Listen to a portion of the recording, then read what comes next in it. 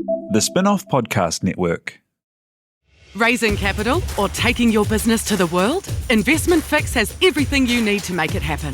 This season, we're exploring the US market, the opportunities it offers, what it takes to grow a business there, and the best way to approach investors. The Investment Fix podcast. Tune in today. The Fold is brought to you by oOh!media, making brands unmissable and public spaces better across Aotearoa.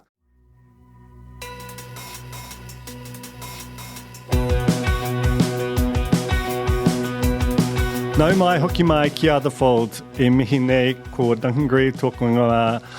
My guest this week is Hayden Donnell, who, I mean, anyone who's been a reader of the Spinoff for over any period of time will be familiar with his byline. Hayden was a staff writer here and continues to write for us. He's been a very big part of our sort of identity as an organisation. He also, now and for the past couple of years, has worked part-time as a senior producer for Mediawatch, which is RNZ's very long-running, very, very good show which sort of analyses and critiques the New Zealand media, particularly the news media.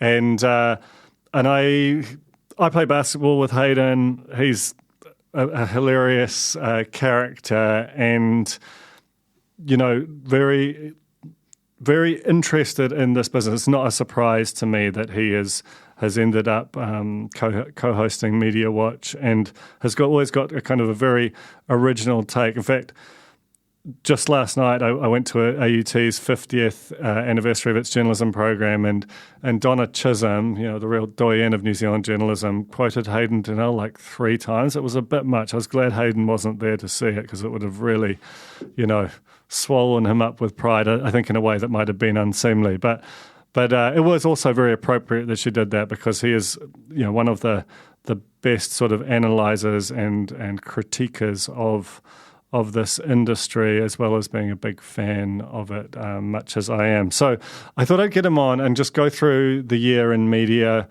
We're recording this on Thursday, the 8th of December 2022, so any development subsequent to that will not be in it. I'm not sure when it's going to go to, where this one's going to go up, but you know, forgive us if we missed anything. But we're just trying to kind of wrap the year in media and discuss it from our relative pitches. I think it's a good time. This is Hayden Donnell from RNZ's Mediawatch on The Fold. Kia ora, Hayden. Kia ora, Duncan. Welcome to The Fold / well, I don't know if we can call it a crossover episode because we don't necessarily have approval from the infrastructure at RNZ. Let's assume that this is all RNZ approved and that we can say that I work for RNZ's Mediawatch. But that sometimes if I'm saying stuff that RNZ wouldn't like, then I'm speaking in my capacity as a freelancer for the Spinoff and other publications. I think that works. Actually, if I'm saying stuff that RNZ doesn't like, we should say that I'm speaking on behalf of Metro magazine, where I freelance quite a lot. Okay, so that's a real convoluted intro. Well, my original conception for this was as a crossover episode. Hayden is a good friend, former Spinoff staffer and still a frequent contributor. And what is your official role at Mediawatch? I'm a senior producer for Mediawatch now. I do that 20 hours a week, and then I try to get work off the media that I criticise for the other sort of maybe 10 to 15 hours a week. How's that working out? It has its challenges. I think there's some media organisations that I haven't picked up any work from. The Spinoff still pays me every so often, though, so that's good. Well, we pay you so that you don't watch us so hard, you know? Yeah. This is going to get cut. It's a good system. Anyway, I'm really glad to have you here because I think you do a hell of a job with Mediawatch and also like chatting shop with you. So the idea for this episode is that we basically go through the 10 biggest media stories of the year. I couldn't figure out an algo to rank them in terms of importance, so we're just going to go through them chronologically, and hopefully it will be some fun. The first story that made the top 10, I think, is the protests at Parliament, which were just an extraordinary news event unto themselves, but there was also, they sort of felt like they revealed this parallel media information system, and and it just exploded in front of us. But you could also feel the social media heat, and it was a wild time. Yes, and it caused this kind of media reckoning with itself, where it went, oh my God, there's so many of these people. Where have they come from? Have we been covering them enough? Have we been covering them appropriately? And I think there were people like Bryce Edwards going down there and saying it's a carnival atmosphere and saying you need to talk to these people. I almost think, though, that instinct was kind of wrong. Like, while these people are quite numerous and very loud, I think that subsequent events have probably shown that they aren't actually a significant political force just yet. I think maybe the local elections might have been a test of that, where you had Voices for Freedom candidates and they didn't fare well. That's true. But I mean, that's on some level, that's feels connected to this idea that we put MMP in place to serve as this kind of valve so that a geographically dispersed but non-trivial number of people could still make it into Parliament and feel represented, even if they weren't in a specific area. I mean, it's interesting, right? And I don't mean to pick on this, but you did say these people 3 times in your response there.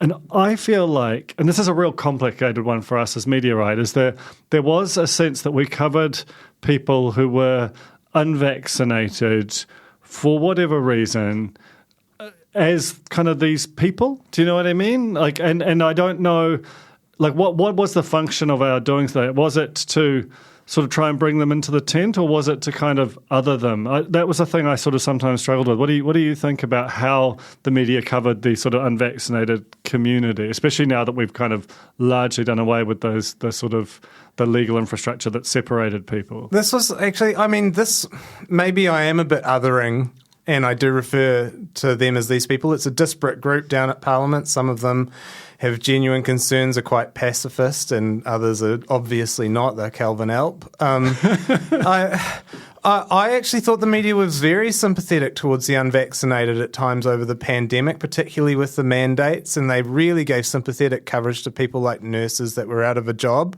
And that was almost blanket, and I was critical of that because it felt like there was no similar coverage of the people that might be harmed by those people's actions. There was no similar amount of sympathy for the other side of the coin there. And so maybe I do become a bit othering because I feel like the people that are affected by those people's actions are not necessarily given the same, they don't get the same hand-wringing and the same angst. Immunocompromised people with cancer in a hospital that is around an anti-masker or an anti-vaxxer. I kind of feel that side of things quite intensely, and so I have more sympathy with those people that are harmed. More sympathy with those people than these people. Those people than these people. I'm on the those side. So, I mean, look, I think it's just undeniable that it was this really, really complex situation to cover. You had, it was right on Parliament's lawn. You had the press gallery, who are used to covering a very specific group of people in a very specific way, basically almost having to turn around and look at this thing. They were themselves subject to, anyone who went into that environment as a journalist, was in quite a hostile, they were at times. There was a sense that they were on enemy territory. There was almost like a little sovereign nation unto itself. And the thing that really buzzed me out, and I had Sanjana on to talk about this on the Fold, was the sense that while there was a particular scale to the protests at Parliament, the way that it took over social media at the time, I follow, use this tool CrowdTangle, which measures basically the social media engagement on Facebook particularly, and the number of impressions that were happening on mainstream social media pages exploded during that time. It was probably running at more than triple what it is today. Now, Facebook's withdrawn from news quite intensely this year, but still, it was amazing to watch the heat of it. And it was overwhelmingly driven by people who were anti-vax and furious and felt like there was a revolution brewing. And there was a little moment where it felt like it might kind of overwhelm. The digital overwhelm was almost more profound than the admittedly visceral kind of visuals of what was happening at Parliament. Yeah, there's been some debate about how much echo chambers actually exist or serve to radicalise people, but I felt like that was really an example of an echo chamber where you had a whole group of people that weren't really reached by mainstream media, and I guess the media hadn't really confronted the fact that these people were so isolated from their reach and actually were actively hostile to them. And that was something that they had to grapple with in a very visceral way. And it's not gone away. But I think that maybe we can overstate the number of people that are in these communities because it is so easy to be loud when you are an obsessive online. You know this from being on Twitter. You can get really distorted views about how people are and what they think just because there's a small group of very loud people in one space. And I think that we are a little bit in danger of being sort of won over by a similar phenomenon here where you have the loudest and most radical people in New Zealand all in one space and all online and all yelling on your website at once. And you think that they're bigger than they are. Yeah, I think that's very fair. And there's just in general at the time it felt like, that group was growing so fast that you didn't really know where this would end. And that now, as you sit back at the end of the year and look at it, life sort of goes on somewhat. The thing that's interesting, and I really don't have a set opinion on, whether it functions as a valve for some of those kind of views, or which is a valve that kind of gives them a contained space to operate in, or how it will ultimately play out. But this is the second story that I put down is Sean Plunkett, who made good on his threats, I don't know how to say it, and launched the platform in sort of, March, April of this year. What did you make of that, this kind of developing of a new online sort of talk-back opinion model?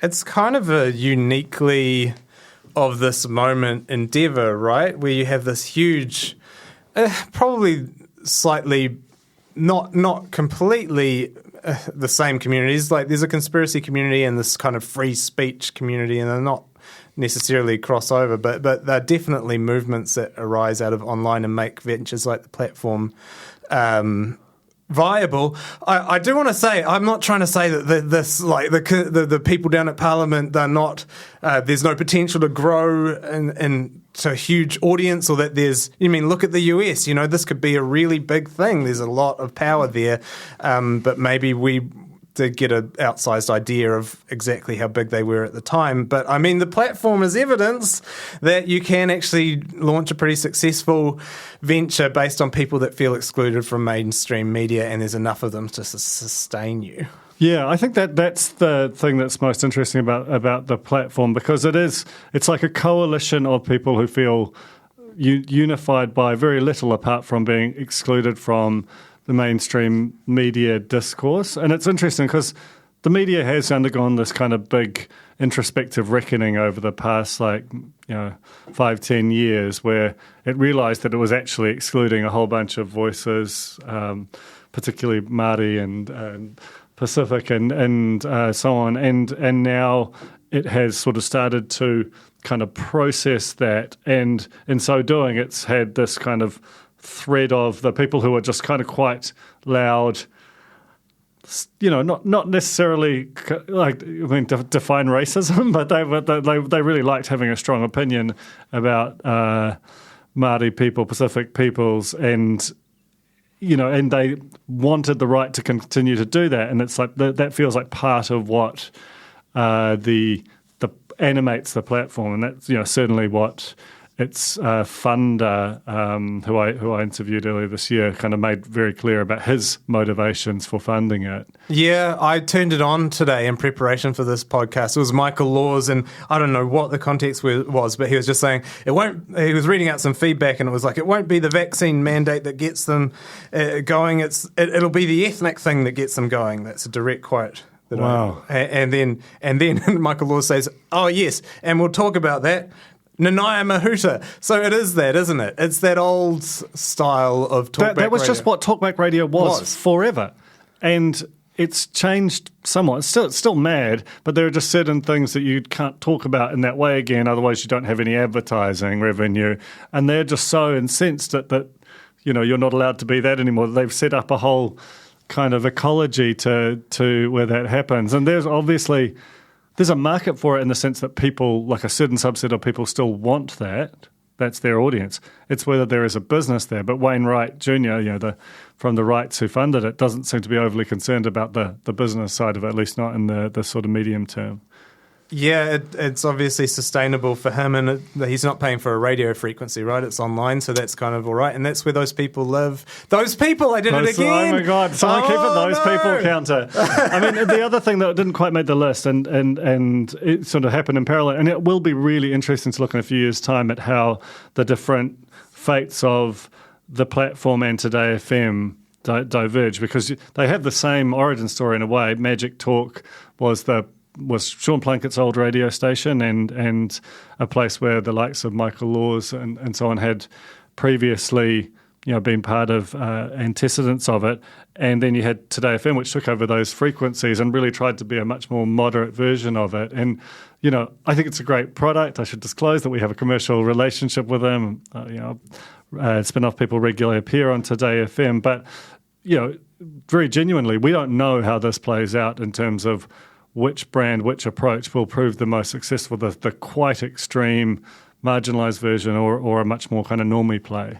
The platform, I feel like I'm saying two diametrically opposed things in a way, because I'm saying that it's very now and that it's a reaction to the woke mainstream media, going back to, and that's a very now thing. You've got it from, Elon Musk on Twitter right now. That's sort of the animating force behind what he does.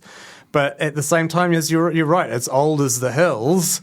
It's a reaction to the progress of society or people progressing in a way that you don't like. So yeah, it's just old school conservatism that talkback radio has thrived on forever, and maybe that's why it has been so successful in a way. Today FM's trying to do something different with its more balanced mic style, and maybe it's. I mean, Tova's great. She's great. She's really great at that job. Yeah. But maybe that audience is like, it's hard to pick up that audience with like a moderate approach. They want an extreme approach. Exactly. Well, is it an era for moderates? Like, I'm not sure. What did Jesus say? You can be hot or you can be cold, but if you're lukewarm, I'll spit you out of my mouth. Is that what Jesus said? It might have been Jesus. Might have been one of the other Bible people. I think it was Jesus. You would know. I know the Bible back to front. but I think it's... But I don't know. I think it's a little bit of that. Like, why are you tuning in? Is it because you're angry? Or is it because you want society to progress faster? Yeah, exactly. Well, the thing is, there's a meme about it, like a centrist rally, right? It's like... Yeah. What do we want? Like incremental progress. When do we want it? Like in a politically expedient amount of time, or like I don't know. Yeah, totally. And like honestly, it does feel that way, and it does.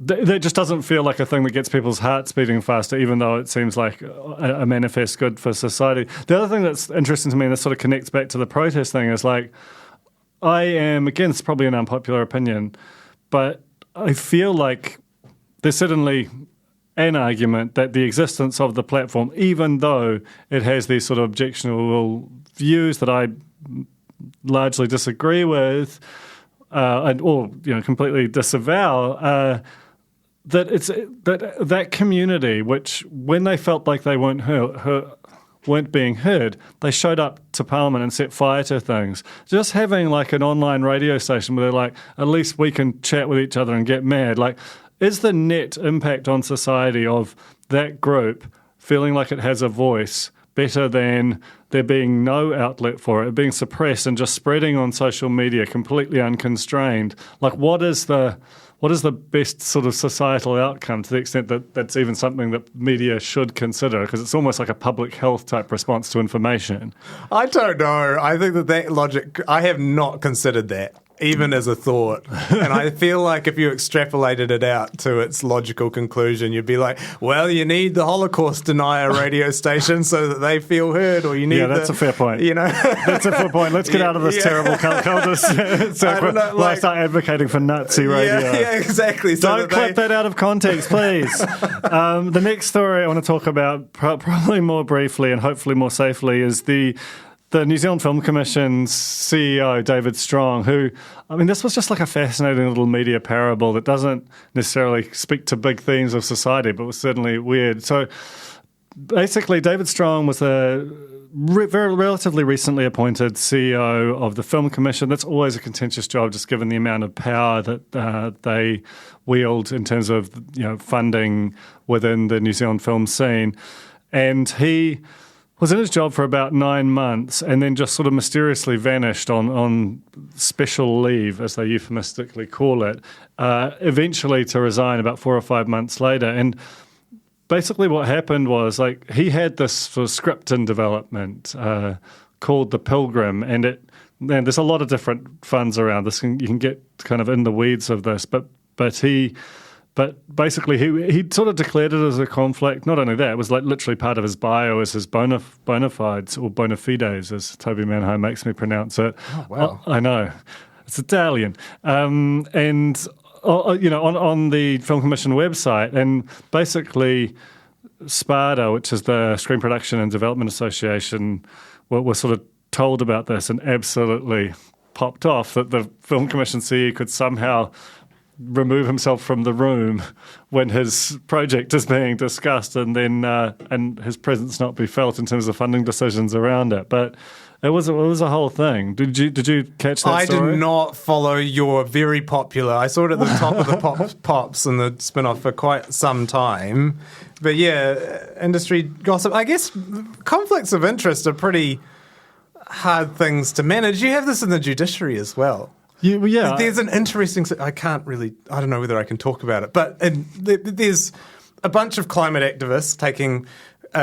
climate activists. I hate that term, actually. It's like calling a sick person a staying alive radical or something. It's like climate campaigners that are taking AT to court over its transport plans. This is very peripheral, but anyway, they're going to one of the courts, and actually one of the judges is married to AT's former board chair. Yep.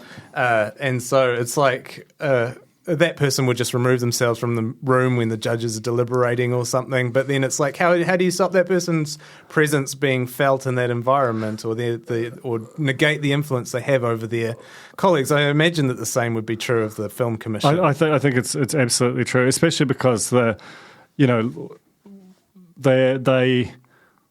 if you're, they're working with an independent production company, and that independent production company not only is working on The Pilgrim, they also have a suite of other things they'd very much like to be funded. And I genuinely don't think that that the Film Commission CE is going to react one way or another if the project gets funded. It's just too small a country to kind of really pull strings in any kind of overt way, but I think it just does point to, I remember when Dave Gibson, the founder of the Gibson Group, became Film Commission CEO, he literally sold the company. That was the general gold standard for conflict of interest management. It was really don't have any, and it's the same reason that you're supposed to put your assets into a blind trust if you're president of the United States. It's it's just. The appearance of a conflict is as bad as the conflict itself, but the whole screen industry is riddled with it to the point where it almost just needs someone who's got no background in it to come in and just sort of smash heads together, Yeah, just get one of those commissioners that they always get to do the independent reviews to come in, fix it. Because that's right, you're in a small industry in a small country. So, this is a wider media problem, right? Everyone knows everyone, and it's almost impossible to not have a conflict of interest. I mean, how did AutoZam get all that money from NZ on air all those years back? I don't want to cast aspersions. No, it's really cool. I can't believe this is the first time that AutoZam's been mentioned on this podcast. How have you not mentioned AutoZam? I used to write about AutoZam all far the time. Too much. They got hundreds of thousands of dollars. Anyway, I'm just saying maybe who in this country is actually a bit of a... it almost, leg up. Yeah, it makes the case for like a professional managerial class who have no real interest in the thing that they're managing, which is both dystopian and maybe necessary. So that was at the start of May. At the end of May, I caught COVID, and when I came out of my fugue state, TVNZ's newsroom was on fire. Kamal Santamaria had sort of gone on compassionately, which very quickly became revealed to be something else. Can you sort of explain this quite extraordinary story? What did TVNZ say had happened? He was on air for about a week, he covered the budget, then he disappeared, and I think TVNZ said it was a family emergency. Family emergency, that's right. So Kamal Santamaria, for anyone who wasn't aware, which is probably very few people listening to this podcast, he came over from Al Jazeera. He was this big statement hire to replace John Campbell on Breakfast, like a real marquee show for TVNZ, was hired by Paul Jurisic, part of a little trio of really senior Al Jazeera people, New Zealanders who were at Al Jazeera, who'd sort of come home to help really digitise TVNZ's offer, and we were all really excited. Toby wrote a cool profile. I'd corresponded with this guy a bit over the years, and then suddenly it exploded. Yes, and I mean, as it emerged, there had been multiple allegations over the past 17 years at Al Jazeera that he had acted inappropriately. Same thing, and then almost immediately a similar allegation at TVNZ. And I think the fact that in some ways, TVNZ didn't conduct itself well. They said it was a family emergency, which is kind of darkly comical in a way because, I mean, getting accused of inappropriate conduct in the workplace will cause a family emergency, just not of the type that probably they wanted people to interpret that as. Correct. But in other ways, it speaks well of TVNZ's culture. He went for 17 years at Al Jazeera and he lasted a month at TVNZ before being obviously stood down. It wasn't a real... That's a great point. Family emergency. So, I mean, there's that, and we have maybe a cultural cringe in New Zealand when we say, oh, we're not as good as Al Jazeera. We need to bring them over to help us get to the 21st century. Actually, maybe our culture in a lot of ways is better. Maybe we're, outperforming, punching above our weight, beating the world per capita, all that sort of stuff. Maybe we're not actually so bad. Having said that, I mean... Yeah, it's obviously not exactly great that the process that happened to bring this guy on board seems to have been deeply inadequate, and TVNZ has acknowledged that. They've said, look, they basically just shoulder tapped him. He came over. They've introduced now some actual, processes for new presenters, including on-screen tests with their co-presenters. I think as well, though, you had this settled newsroom that really got up in arms and was quite publicly outspoken about how upset it was about that poor process and the fact that this person that was obviously inappropriate for the role had been foisted on them. That's quite unusual for TVNZ, right? Well, yeah, I mean, there's sort of two threads to that. One is that, talent recruitment, especially the sort of headline talent where it's news where they're hired at all, that has to be on some level a bit secretive, and you sort of understand why, that it felt like there were two sets of rules. There was the way that TVNZ hired everybody else, and then a tiny little sliver of, but you can basically do whatever you want when it comes to your really senior on-air talent. And, they have kind of acknowledged that really wasn't appropriate. But then the thing that was really interesting, and I think you just touched on them, was the way that TVNZ's newsroom itself responded to this. Now, obviously, it led the news on the Sunday, which was quite full, and it was a chunky 3-minute piece. It was very charged because they were covering a story that came from, I think it's about 120 odd people work in TVNZ's newsroom. It was one person who worked in it, and the sort of the victim, in this was also from that community too. But it also felt like the scale of it and the prominence of it. And 6 p.m. Sunday is the single most watched program anywhere on New Zealand television every week. So the fact of putting it there was a real it was saying to management, which was desperately, family emergency, trying to make it go away, this thing ain't going away. Yeah, and that speaks well of TVNZ's editorial culture, doesn't it? I mean, the whole thing is really their reporters standing up to this and saying, look, we don't do this here. And they put Kim Baker-Wilson doing his live cross on the 6 p.m. news talking about his own organisation. They hired their own legal counsel because they didn't want to use the in-house legal counsel for their story. I actually have a story about this. I don't know whether it will be able to be broadcast. I'll anonymise it. But apparently Paul Jurisic would watch the news with the newsroom every night. Wow. And he'd just give pointers on the 6 p.m. news, but he did that on that day as well. No. So it's just him, and they're doing a live cross about his decisions and his actions, and he's just standing there going, oh, yeah. And then giving usually, sort of feedback. Usually Wow. apparently he'd give feedback on that occasion. He just was like, oh, yep, see you guys, and kind of like just went home at the end. And like maybe never came back? Oh, no, he did come. I think he came back and he has been since he has since resigned, I think. That resolved in his departure, and ultimately, recently stuff reported that Mediana Hond, who was the sort of head of digital news, has also resigned. So that whole kind of trio who were really brought on to kind of shake and digitize that newsroom have gone, and, you know, it'll be interesting.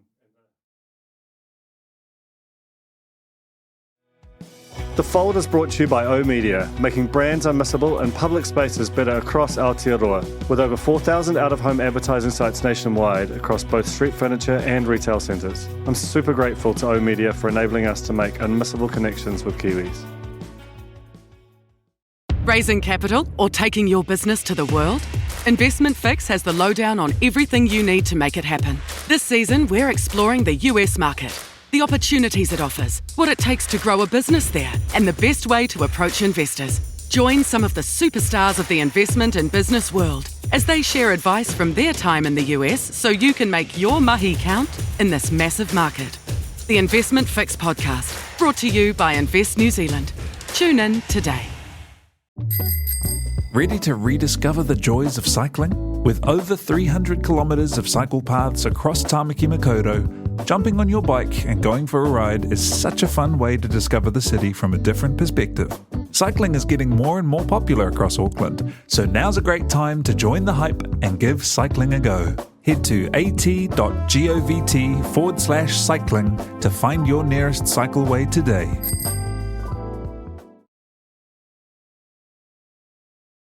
Next story I want to talk about is Sky and Mediawatch. This was like a real, I mean, this is really wonky and kind of business, very much on the business side, but for like... Yeah, this is your territory. Like, we're a show that, like, you know, listens to Mike Hosking every week and then does a little show saying, get a load of that, you know, we talk about... You know, we're more of a weekly media commentary show, you know, Duncan Grieve, what did he say? And now you're more, let's take a bird's eye view of the media industry. So this is really your forte, but go ahead. Well, yeah, I mean, I do find this probably more fascinating than is healthy, the whole sort of tectonic plates business side of it. I'm being so unfair to Colin as well. You know, he actually does do all that bird's eye view stuff. He does. He really does. And, you know, sometimes I even do it. I'm just playing up to our reputation in the media. I'm playing the heel. I mean, you do it well. So basically what happened was that Sky TV got a new CEO at the start of this year, Sophie Maloney, who, you know, the previous chief executive basically did a lot of stuff, probably too much stuff very fast. And so, you know, she was an internal candidate and a bit of a sort of steady the ship type candidate. And yet... Yeah, and Sky is this, you know, it's like this colossus of New Zealand media. By turnover, it's still by far the biggest thing that we have, but it's also, you know, it's undergoing the same kind of analog to digital transition that we all are, and it's just really hard to see how you kind of carry on $800 million a year in revenues out of a digital space that is a lot more hotly contested, you know, the likes from all the Netflixes and Disney Pluses of the world. But so she was looking for a new story to tell and a way of kind of transforming the company. And MediaWorks, which has been for sale for about 10 years. It broke away its TV arm, sold that to Discovery.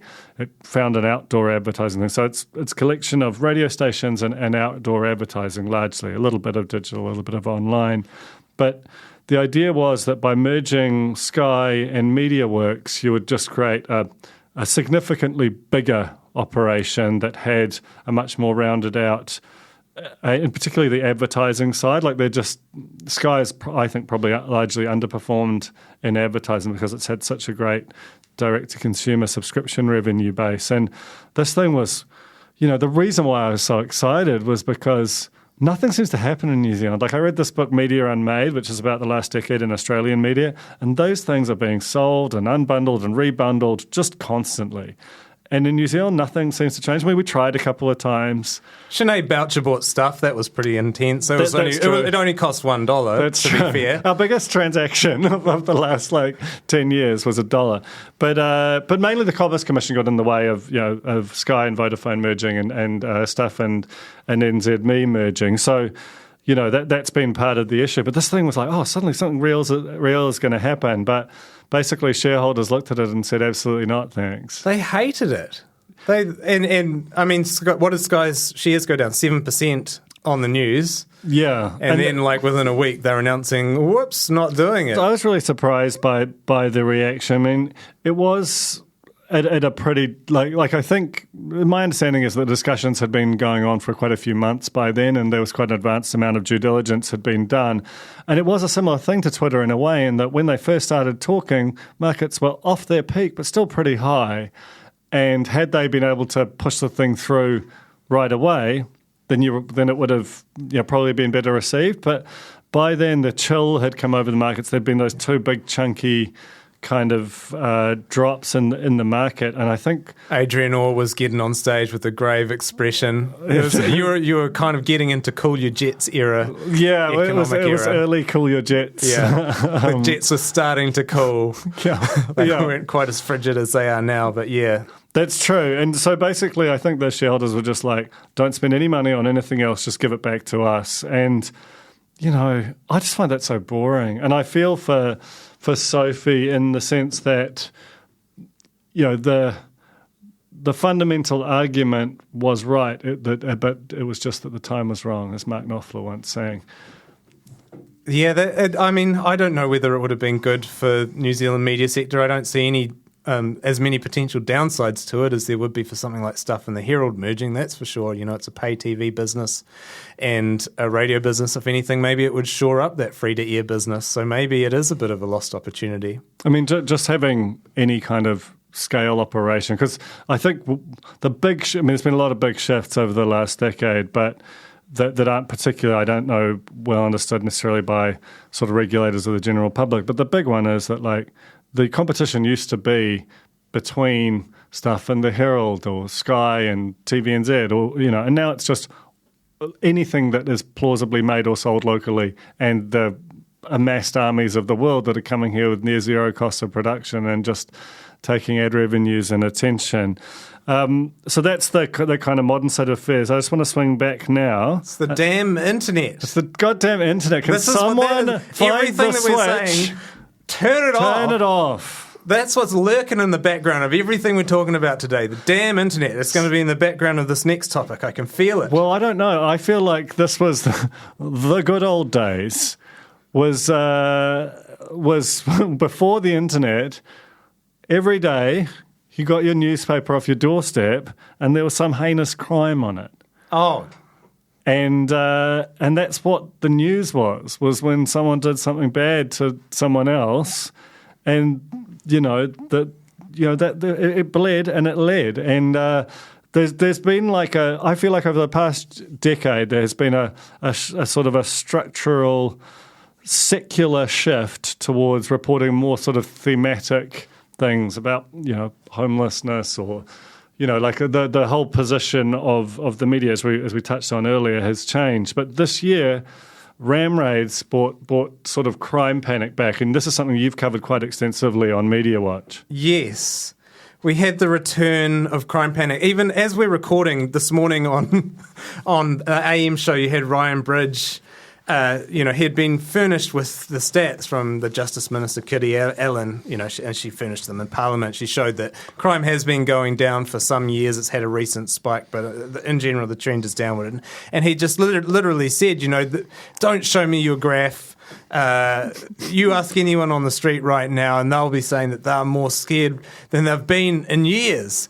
And you can't tell me, that the graph disproves that. And I think there really is now probably a perception out there that the crime is rampant and that we should be scared. But the question is whether that is actually something that's real or is the return of this blanket media coverage of crime. And I suspect that the latter is part of that.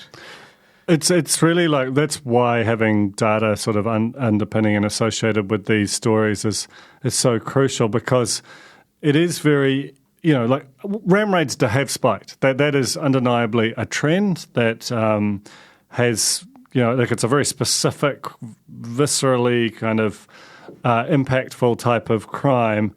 It has gone up. It has been highly covered on the news. That absolutely adds to perceptions of it. It's also like, I don't know what your For You page on TikTok is like, but I get a lot of like someone grabbing stuff from a jewelry store and running past yelling things. It's pretty full on, but undeniably adds to that sense that society's falling apart just because there's this new vertical video format that's just distributing a lot of these videos in a way that they didn't used to be quite so kind of kinetic and consumed as they were before. The ram raids thing is real. There's a huge spike in ram raids, and so that's really the underpinning of this, that there's something real underpinning this. If all the headlines said ram raid spike, they'd all be completely accurate. The issue is that you're getting a sort of general theme of lawlessness. You're getting headlines like youth crime spike, which isn't actually being borne out so far in the data. Maybe it will be.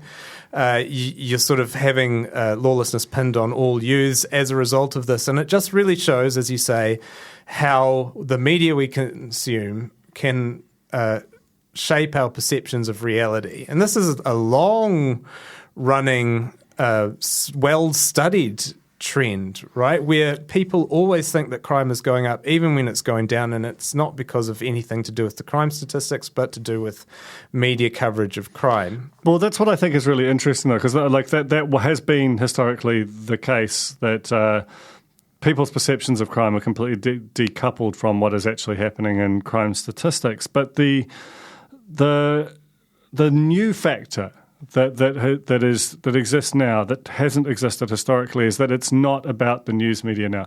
The news media is part of the picture, still probably the dominant part, but this new, the sort of direct from a specific individual smartphone to an enormous national audience that social video, user-generated content, and then particularly TikTok has allowed for, means that the ability to kind of test and get your arms around the thing and really go, well, is this as bad as it looks? Well, you're not getting any context. You're just seeing the crime, and I feel like that's a new wrinkle. I don't know how you resolve that, because that isn't a kind of a core news media issue. That is just things that people are seeing, attention issue.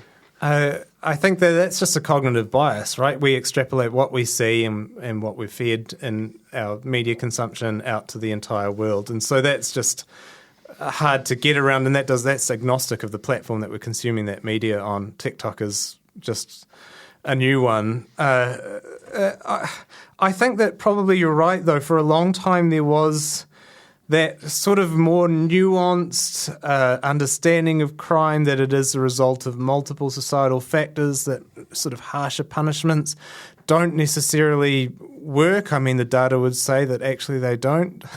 Maybe there's a societal function, maybe the punishment is the point rather than its effectiveness in some ways, but that if you want, to reduce crime, they don't work. That was really catching on in the media, and I think it was generally quite broadly accepted as just data. And because of the ram raids and because of the visceral nature of them, it's really under threat. And this tough on crime rhetoric is making a huge comeback, and it's becoming mainstream again. I kind of think that's a shame, and I do see, people like John Campbell, people in the Open Justice Project, there are others out there. was Wilhelmina Shrimpton in Today FM, that have really tried to launch a rearguard action and try and look at these sort of factors that are going into crime, poverty, the tough situations that some of these people, ram raiders are coming out of. They've really done a good job of that, but I think that they are sort of on the losing end of the debate at the moment, which I don't know, I think is a shame. Yeah, it's definitely something that feels like it has evolved quite radically over the course of the year, and heading into an election year, which does feel like it's going to be in part a law and order election. I don't think it's going away. The next thing I want to talk about is, and there was actually a criminal element to this, or at least a trial. Is the sort of this idea that reality TV, as we know it, this particular era that we've gone through in Aotearoa, might be coming to an end, which kind of, I wrote about this, and I do a podcast about reality TV every week called The Real Pod. So, I'm very across this, but the reason that it really kind of leapt out was F-Boy Island, and the fact that one of the contestants, who was ended up being cut out of the show before broadcast, had been charged with some pretty gnarly stuff in a date situation, and that just hadn't been picked up. And this has happened a number of times over the years, but there was something about the scale of the response the fact that it was on TVNZ, the fact that it was happening with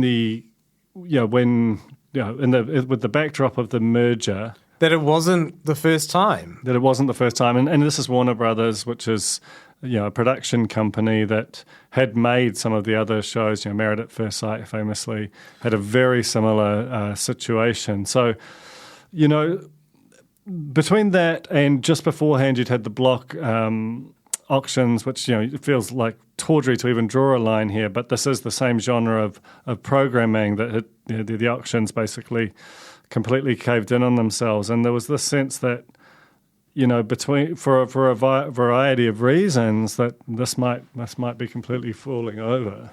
But it's, it's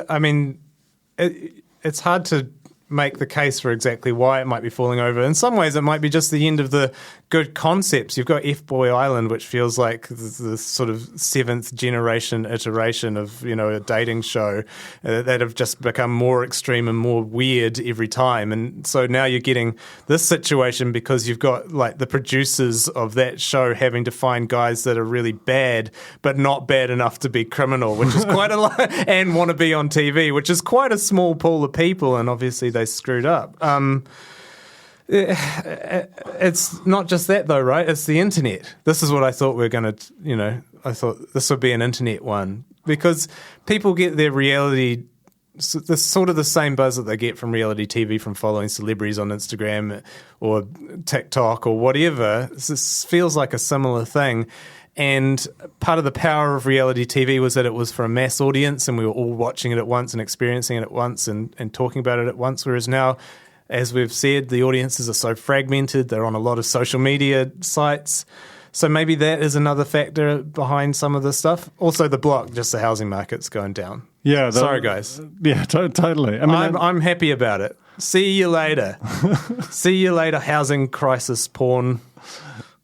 But not see you later, housing crisis. Oh, no, that's still there, just slightly not as bad as it was. Yeah, it does just feel to me like that era of reality TV did rely on, the whole function of it was almost sports-like, that it was a thing that you watched live or close to live, and then you could talk about the next day around the mythical water cooler at work. Willie Moon and Natalia Kills. The greatest thing that ever happened to the Spinoff. Great night on Twitter. Hell of a night on Twitter, As you said, reality TV has some of the same forces acting on it that exist on social media, and that, there isn't a pivot to a normie centrism, what's the next most extreme thing? And F-Boy Island, with the conceit being that, some of these guys are assholes, it's not to everyone's taste. And it's certainly in an era, or at a moment, when the government is trying to get TVNZ in particular to kind of think of itself in this,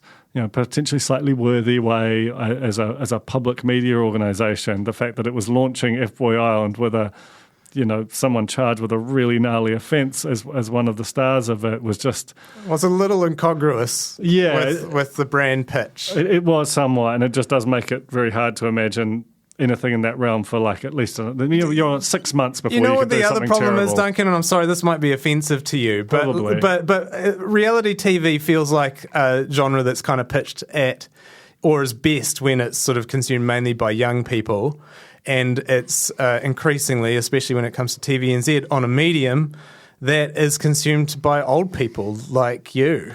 Yeah. So that's a problem. It's a real problem. And, you give me a lot to think about, Hayden. Let's go from there to something that was unambiguously, amazingly cool, which was the Black Ferns' victory in the World Cup, which is a media story, I swear, because for all the kind of the things we've been talking about today, which are these kind of broad-based declines in audience and fragmenting of audiences, just shy of 1 million people watched that thing live on linear, on 3. Now, 3, normally its highest rating show is The News, and it's about 200,000, 5+. This was 5 times that audience, nearly twice as many as watched the 6 p.m. news on TVNZ, which is normally the highest rating show. This thing was just a massive, massive event. And for years, we've been having this debate about women's sport, where people say, can you just be like a women's sport doubter? Just embody one for a moment. Who am I right now? I don't know who's a. I don't think name anyone, let's invent a personality. People just don't want to watch it. They're just not as good as the men, and they don't want to watch it. Something about investment. You can do all the media coverage you want, but they don't want to watch it. And then on the other side, you'd have other people, Alice Sopers of the world, that's saying, look, it's just not funded, and it's not covered, and it doesn't get anything like the resourcing of men's sport. And so I feel like someone like that's probably, dashboard confessional singing Vindicated right now. Vindicated. Dashboard confessional and AutoZone. No, that's wrong, no. But anyway, they are vindicated. That was amazing. But it's vindication, right? Because it shows that if you do cover these teams and you get the personalities on screen and you get people to know them, then people pay attention. And they're because the thing that always annoyed me about the patronising, there's no business case for it approach, which has been the other side of that. That annoying kind of archetypal character that you were just very convincingly being, is that they were like, well, you can't, there's no money in it, therefore you can't invest. And it's like, no, you invest in something to make money. This is how investments work. This is the same thing with cycleways. I knew we'd get cycleways into this, but it's the Hayden Donnell bingo women's player sports in New Zealand are the cycleways of the of the sports, whereas in the All Blacks are the roads. There's so many resources and all of our infrastructure has gone into supporting them, and you go, oh, why are people watching that? Well, because, why are people driving? Because, the cycleways turn into a gravel path at the end of 100 metres.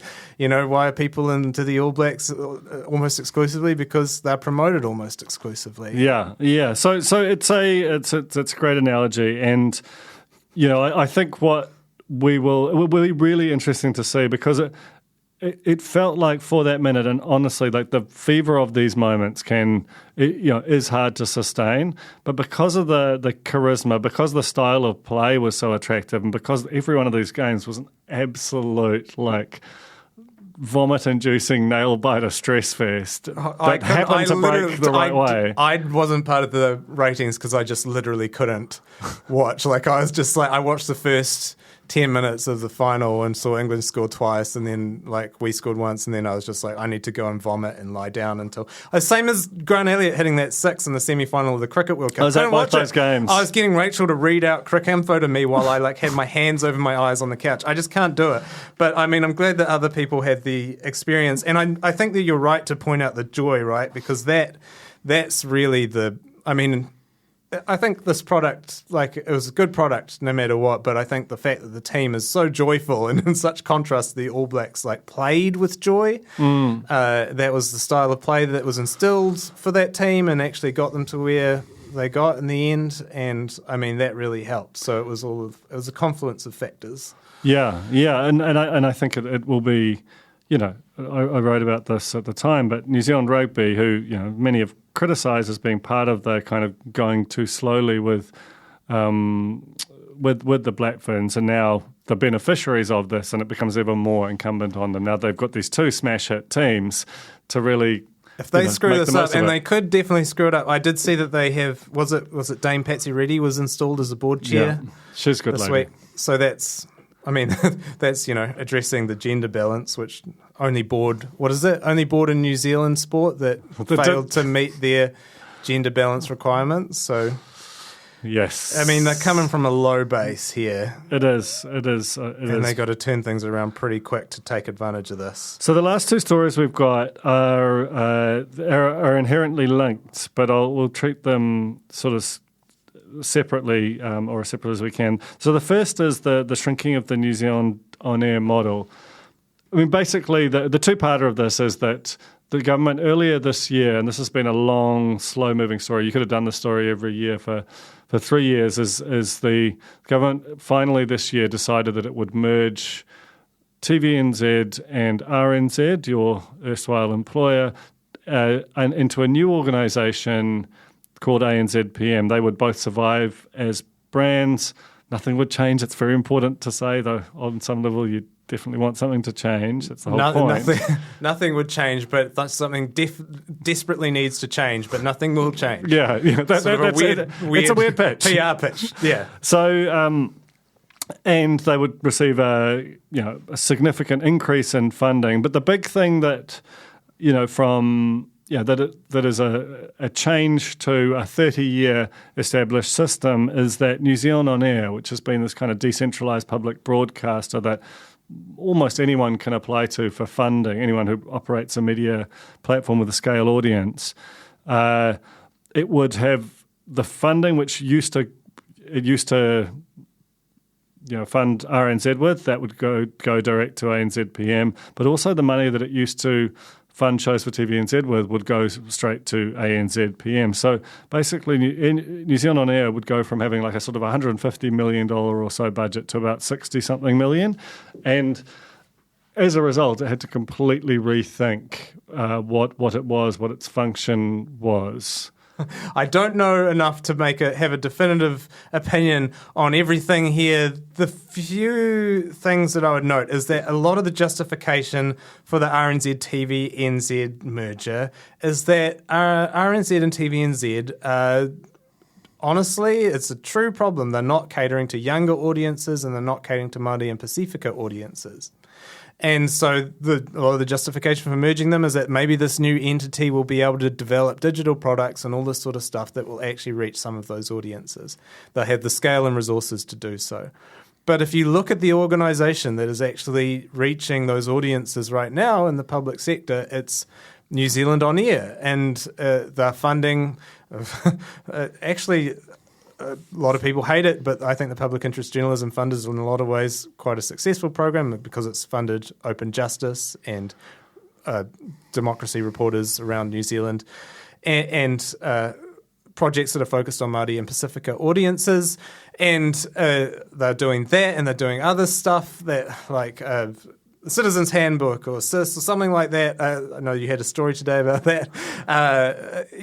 They're funding different shows to what might just come out of a public broadcasting entity. And so that seems like a risk to cut that budget in half when they have those connections and they have that experience of doing that.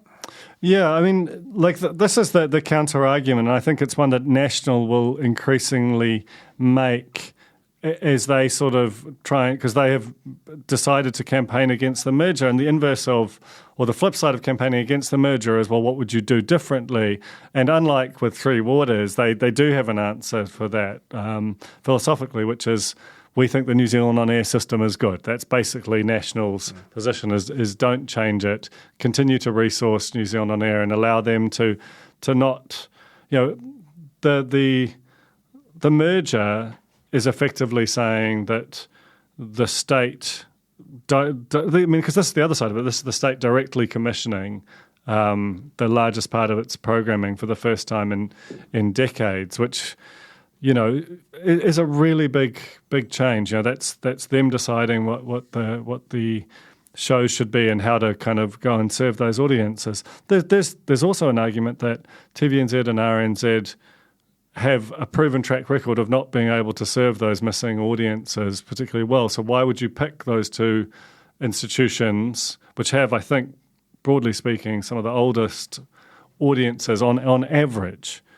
not in total, but on average of any in the New Zealand media, to go and find that? If you were sort of rationally just procuring that, ownership agnostic, you might not do it. So it's a kind of pump all the money into Vice NZ.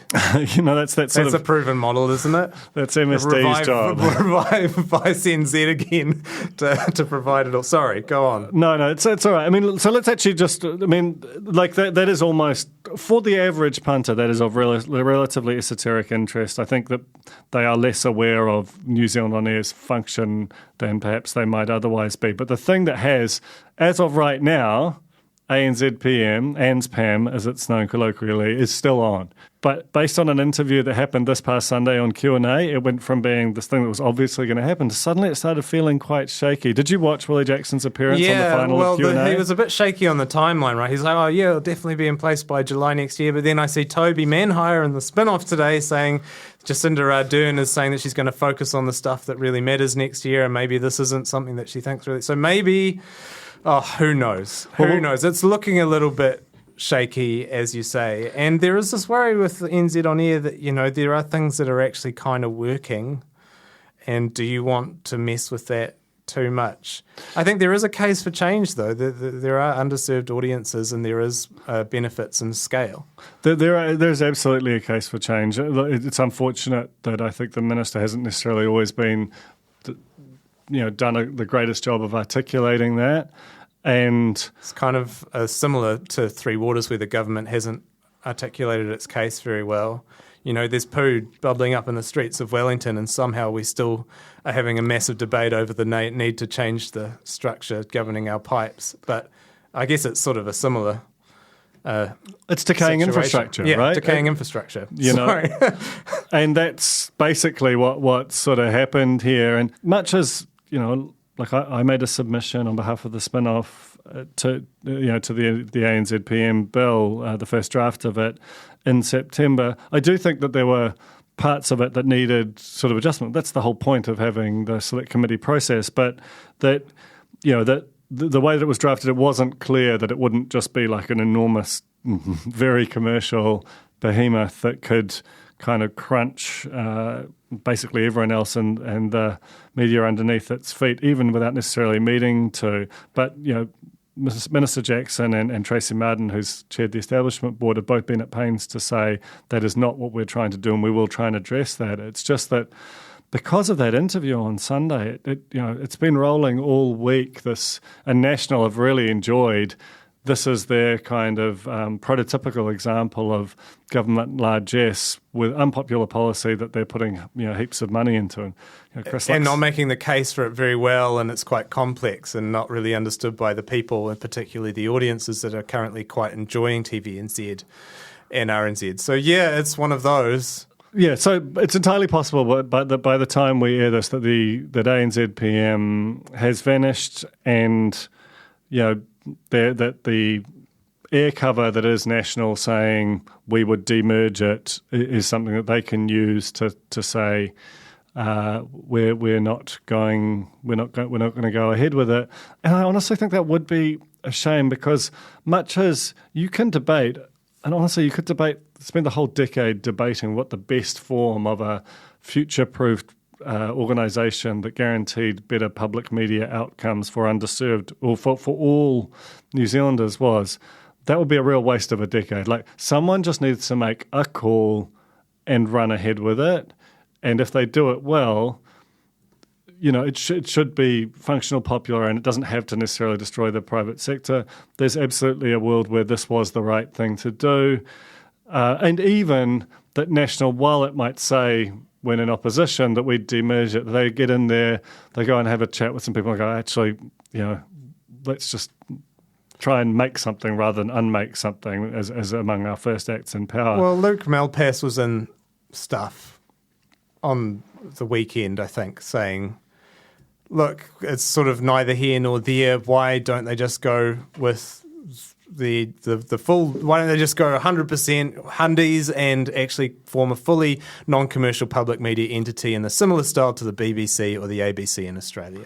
And that would be the easy and elegant solution, really. It would instantly improve the fortunes of every commercial media company in New Zealand, and it would mean that we have a real public interest focused, telling our stories type organisation that's very popular model overseas and beloved by Australian and British audiences for all their occasional haters. But maybe I think it's just a lot of money for the government to give up. TVNZ is so successful and it's so dominant in its market, so they probably don't want to do it.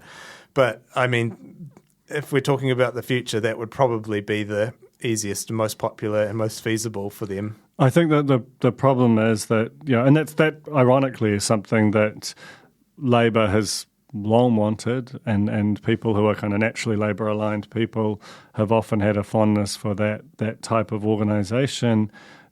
It also, because we're now on our third broadcasting and media minister since 2017, I don't think anyone can really remember whose idea it was and who's passionate about it. It doesn't seem to be...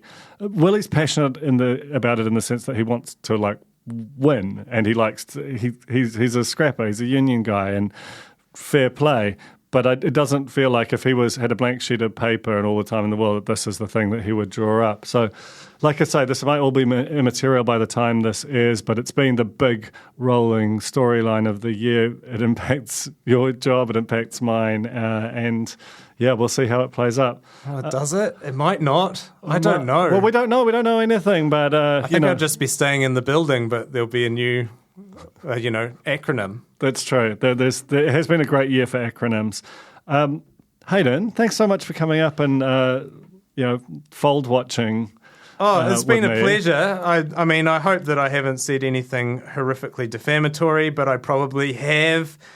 Great to be here for what amounts to essentially a megapod, and I'm just happy to be adding time to it right now with this meandering exit.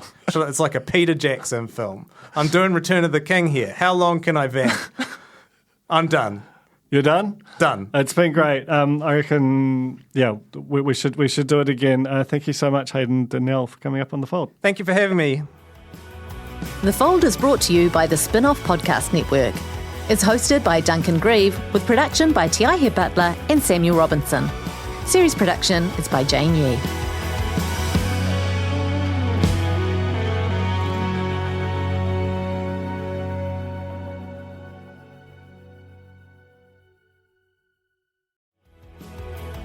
That was The Fold, brought to you by our partners at oOh!media, making brands unmissable and public spaces better across Aotearoa.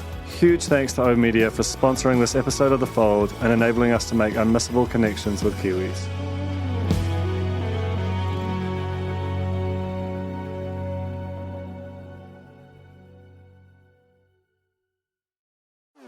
Talofa lover, I'm Madeline Chapman, editor at The Spinoff.